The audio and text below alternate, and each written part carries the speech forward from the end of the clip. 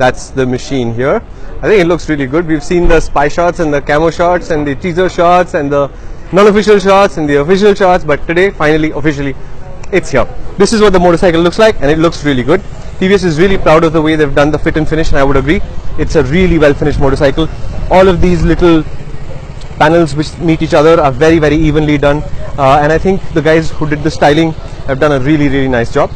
In terms of spec, this is a very similar engine to the engine that BMW uses in the G310R, and in that sense it's down there. It's a single that is slightly inclined at the back, and in the front is where the intake goes in. At the back is how the exhaust comes out.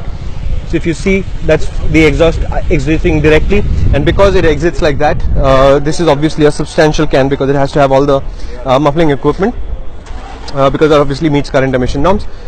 Single rear shock, KYB, freeload adjustable, upside down forks, also KYB with cartridge style, and I have to say very, very nice forks, and we'll come back to the spec in a minute, to how the bike feels in a minute.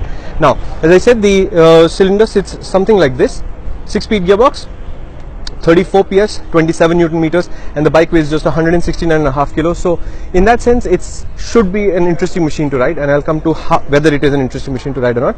The basics, that's what the speed unit looks like. It's actually quite nicely done. So that's your rev counter over there, gear indicator, coolant temperature, fuel gauge, and all the other information that you can cycle through is in there. TVS has built in a lap timer. I'm not quite sure that they've done the machine interface right, because you have to use the day flash to record lap times. I think there are better ways to do this, but it's there, it's usable, and it's well done. Telltale lights on top and the other lights at the bottom, and you have the picture of what it looks like. At the handlebar, this is your cockpit.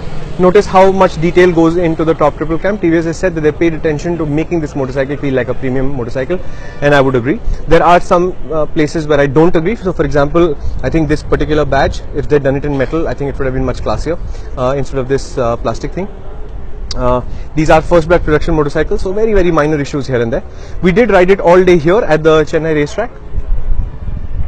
And what we immediately realized, it's a very, very easy motorcycle to ride. Abhay, it's alright, you can be in this video. It's a very, very easy motorcycle to ride. The power is extremely linear. The gearbox, which is one of the things TVS has been telling us is extra slick, is actually extra slick. We didn't miss a shift at all. Feels really, really positive. These Michelin tires, them I have two thoughts about. One, we did ride them on stock pressures at the racetrack, which is never a good idea, and I think that's the reason why right at the limit, when you're really, really pushing, you're going as hard as you can, there is some amount of movement from the tires which takes away a little bit of my confidence from the motorcycle. But I think it's a tire pressure issue more than anything else, because the rest of the package just works. It's a beautiful handler, very, very predictable, very, very calm. You can do as fast as you go, the motorcycle keeps up with you. I do wish sometimes that the excitement level from this motorcycle was a little bit higher, but on the whole, I am really, really happy. Little details on this motorcycle everywhere. For example, TVS has designed these shark fins. They're actually heat extractors. They take air from the radiator away. But if you look here, this surface has been designed as a surface that points outwards like this. So when the air comes out like this, it'll actually leave around your leg rather than on your leg. So this should be a relatively cool motorcycle to ride. There are other deflectors in place, so the hot air actually exits from there, and in that sense it should be easy to ride. It's a trellis frame that you can see. It's a bolt-on subframe that also you can see. This obviously is a frame that is very, very similar to the same frame that BMW uses on their engines, but it's not exactly the same. Neither is the engine. TVS uses their own ECU for this engine, and while it makes the same horsepower, the actual gearbox gearing is the same. It also uses a 1 tooth larger rear sprocket. So that's the picture of the Apache.